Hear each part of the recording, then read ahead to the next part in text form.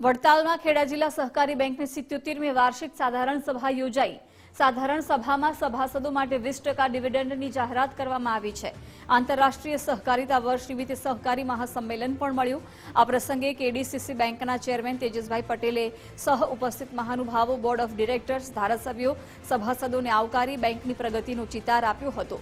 બેંકના ચેરમેન તેજસભાઈ પટેલે જણાવ્યું કે આ બેંક 1200 ગામની 84 શાખા દ્વારા સરળતાથી બેન્કિંગ પ્રક્રિયા કરી રહી છે। તેની પાછળ ડિજિટલ ક્રાંતિનું યોગદાન છે।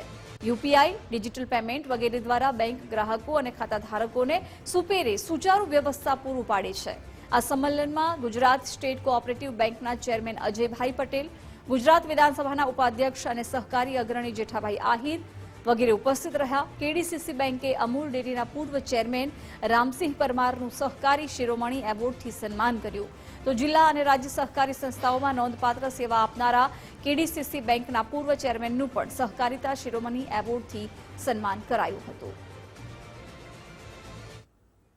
બેંકમાં શરૂઆત કરી તે આજે 2025 દરમિયાન બેંકનો જે નફો 13 કરોડ હતો તે આજે 32 કરોડ જેવી માતબર રકમનો થયો છે। તેવી જ રીતે કાર્ય ભંડોળ પણ ખૂબ જ મોટી પ્રમાણમાં વધ્યું કે જેમ કે 2700 કરોડ હતું એ અત્યારે 4400 કરોડ છે। તેની સાથે સાથે બેંકની એનપીએમાં ધરખમ ઘટાડો કર્યો, જેનો શ્રેય અમારા બેંકના ચેરમેન શ્રી તથા કમિટી સભ્યોનો છે તથા કર્મચારી મંડળનો છે।